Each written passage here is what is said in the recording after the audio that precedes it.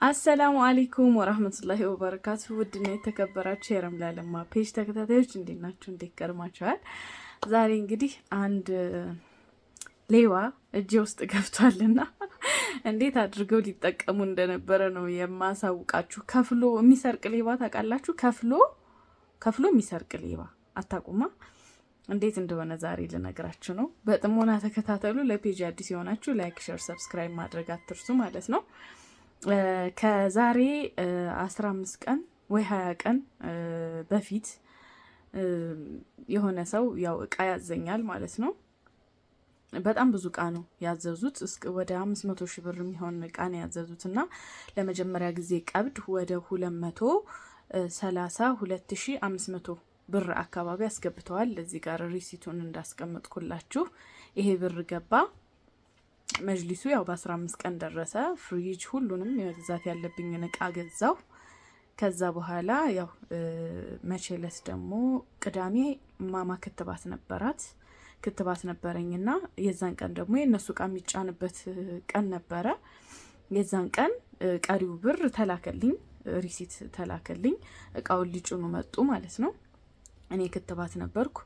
እቃ ቤት ላይ ሌላ እቃ አለኝ፣ ኤሌክትሮኒክስ ቤት ላይ ሌላ እቃ አለ። ከሱቅ ደግሞ መጅሊስ አለ የሚጫንና ያንን መጅሊስ እየጫኑ እዛኛው ቦታ ላይ ሀቢብን ውሰዳቸው ስለው አንቺ ማማን የሽዬ ታስከትብልሽ አንቺ ነይ ቶሎ አለኝ ማለት ነው።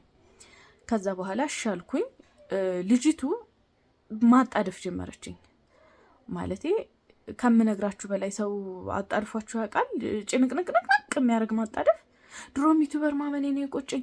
ቶሎ በይ እንትን በይ፣ አሁን ገንዘቡ ቀሪው ከገባ በኋላ መሸሽ ምን ይባላል ምናምን ትለኛለች። ምንድን ነው የምትይኝ እህቴ? ተረጋጊ። ማማን ላስከትብ ሂጅን እና መኪና መጥቶ እንዴት እንደዚህ ታረጊኛለሽ? መኪና ከመጣ በኋላ በቃ የኔ ጥፋት ነው። እኔ እኮ ማታ ብትነግሪ ዛሬ እንጭናለን ብትይኝ እዘጋጅበት ነበር፣ ግን አሁን ድንገት ነው ብሩ ገብቷል መኪና ልክ ያለው ያልሽኝ እና ተረጋጊ። ኧረ ቤት እንደው እንዲህ መተንፈሻ ሰጥቼ ማለት ነው።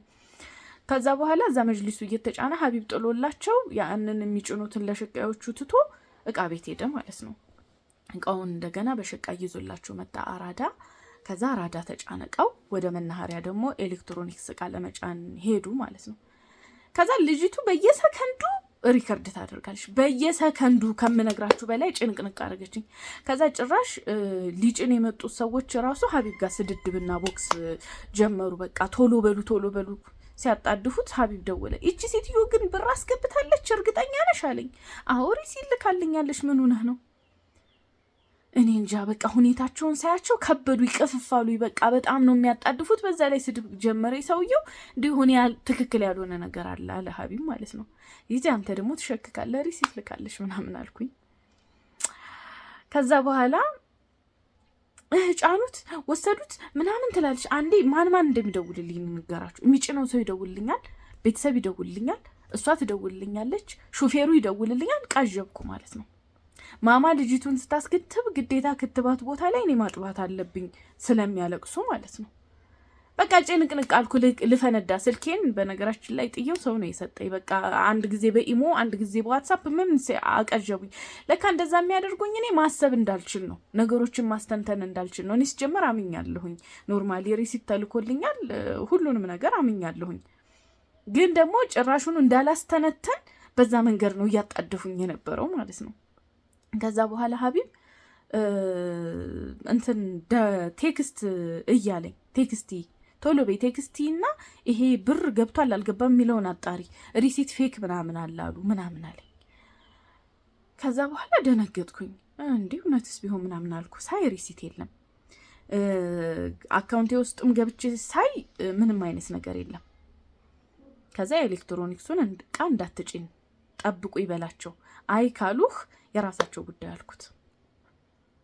ከዛ ልጅቱ ማልቀስ ጀመረች ማለት ነው። እየደወለች በዋትሳፕም በኢሞም በቃ እኔ እንደው እንደዚህ እኔ ይሄ መኪና ቢያልፈኝ እኔ መኪና አላገኝም፣ ሀገራችን ጦርነት ነው፣ ረብሻ ነው፣ ረምላ እኔ ብሩን አሁን አጣድፌ ያስገባሁልሽ የቀረ እንኳን የለ ምናምን። ተረጋጊ በቃ ብሩን የቴክስት ስላልደረሰኝ ቼካስ ደርጌ አሳውቅሻለሁ ስላ ተበሳጨች። እኔ አምኜሽ አይደል እንዴ 200 ምናምን ሺህ ሳስገባ እንትን ብለሽኛል፣ ጠይቄሻለሁ፣ ማነሽ ብያለሁ ምናምን። እንዴ ምን አናደደሽ ታዲያ? በቃ ጭራሹን እንደዛ ስትል በቃ ሸኬ እርግጠኛ ሆንኩ። በቃ የሆነ ፌክ ነገር አላልኩኝ ማለት ነው። ከዛ ውዴ የፈለግሽውን በይ በቃ ባንክ ልጅቱን አስከትቤ አጥብቼ ቤት አድርሼ ባንክ እጅ አጣርቼ ኤሌክትሮኒክሱ ይጫናል፣ ከዛ ውጭ ግን አትጭኝም አልኳት። ከዛ ብትፎገላ ብትጮ ብትል ምን ብትል ዝም አልኳት። ሪከርዷን ምንም ዝም አልኳት። ሚጣና አድርሼ ቤቴ ስልኬን አጠፋሁ። ባንክ ቤት ሄድኩ። ባንክ ቤት ቼክ ሳስደርግ ምንም አይነት የገባ የለም። ሪሲት ተልኮልኛል እኮ ይሄው ብዬ ሪሲቱን ሳሳያቸው፣ ሪሲቱ መቼ የተላከ እንደው ታውቃላችሁ? መጀመሪያ ስታዘኝ የላከችውን ሪሲት ነበር የላከችልኝ። የመጀመሪያ 232,000 ምናምን ልካልኝ፣ ከዛ በኋላ 2,000 ምናምኑን ለአባቴ ያስገቢለት ብላኝ ነበር እና ለአባቱ አካውንት አስገብቻለሁ። 230,000 ልካ ነበር ማለት ነው። በድጋሚ የሆነ ቃዛይ ሂሳቡን እዛው አምጥተዋለሽ 230 ምናምን ሻ መጥቷልና ያንኑ ሪሲት ነው ደግማ ይላከችልኝ። እኔ ቀኑን ራሱ አላየሁትም። ሪሲት መላኩን ብቻ ነው ቼክ ያደረኩት። ከዛ በኋላ እኔ መደወል ጀመርኩ ወደሷ። ምን ብታረግ ጥሩ ነው? ብሎክ አረገች። በዋትስአፕም በሁሉም ብሎክ አረገች። ገንዘቧን ጥላ ማለት ነው። 200 ምናምን ሻለ ገንዘቧን ጥላ ብሎክ አረገች። ከዛ በኋላ ትናንትናም ጠበቅኳት፣ በዋትስአፕም በምንም ብላ አጣኋት።